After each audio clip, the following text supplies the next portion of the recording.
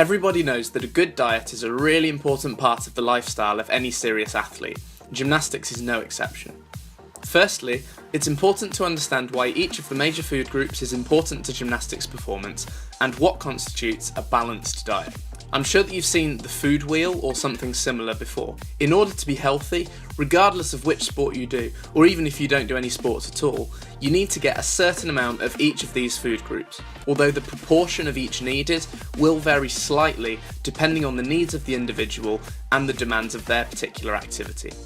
Carbohydrates are the food group which will give you the energy you need to train effectively, and protein is the macronutrient which is essential for muscle recovery and growth. Milk and dairy contain calcium, which is obviously important for developing good bone density, but should be consumed in moderation as these products are often high in saturated fat as well. Everyone knows that fruit and veg is healthy, but they are often undervalued in terms of sporting performance. Fruit and veg contain lots of micronutrients and antioxidants, which are really important for making sure you are functioning well on a cellular level.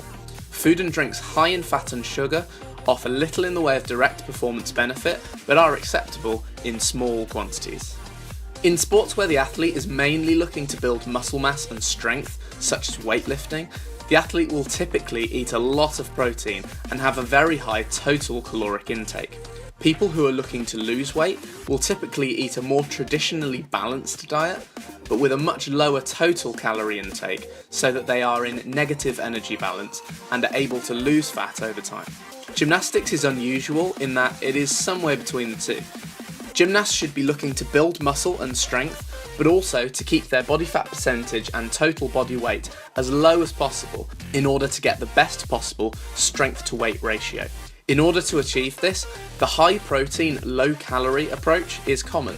Where a normal person may consume roughly 20% of their calories as protein, a gymnast should aim for nearer 30 to 40%, while still consuming good proportions of the other major food groups and maintaining a fairly low total caloric intake. I will now take you through a typical day of eating for me in the lead up to a competition. For breakfast, I'll often have poached eggs on lightly buttered toast and a glass of orange juice. You get a good dose of protein with the eggs, and also between the eggs and the orange juice, you get pretty much all of the major vitamins that your body needs. So it's a really great way to start the day off. For lunch, I will typically have a mixed protein salad. Again, lots of micronutrients from the salad, but also lots of protein in the falafel, the cashew nuts, the meat, and the quinoa. A perfect dinner would be salmon fillet, for example, with potatoes and vegetables. Again, high protein and lots of re-energizing carbohydrates in the potato.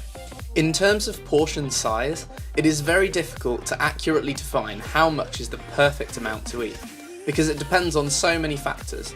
For example, the size, weight and metabolism of the individual, as well as the amount of exercise that person has already done that day. I'm not a big fan of calorie counting, as I think it is probably more fuss than it is actually worth. You should simply aim to be comfortable as often as possible.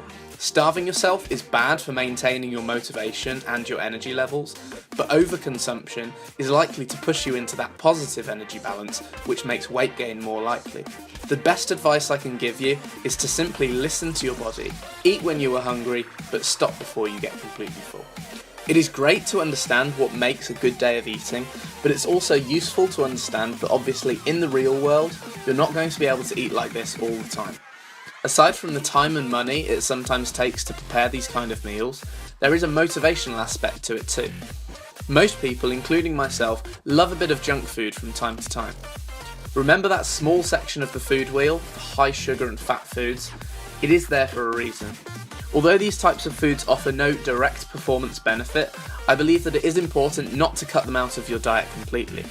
By completely removing foodstuffs which you enjoy, you harm yourself psychologically and you make the likelihood of relapse, or suddenly deciding to eat lots of it in one go, a lot more likely. Limit your consumption of these foods, absolutely, but I see no reason to cut them out from your diet completely. I also personally find it difficult to motivate myself to eat healthily all year round. I find it much more motivating and more realistic to have some periods of downtime. Immediately after a competition, I will always reward myself with the foods that I've been limiting in the build-up to it, before getting stricter again 6 to 8 weeks out from a competition. That way, I still get to enjoy my food from time to time, but I am always as light as possible when it is time to compete. Hey guys, thank you so much for watching this video. I really hope that you enjoyed it and that you found it useful. If you did, please make sure that you subscribe to this YouTube channel, give me a thumbs up on the video and share it on social media with anybody else who you think might find it helpful. For even more videos and regular updates, make sure that you check out my Facebook page and my other training YouTube channel. If you have any comments, questions or suggestions, please feel free to leave them below and I will make sure that I get back to you and do what I can to help. Thank you very much. Hopefully see you again soon.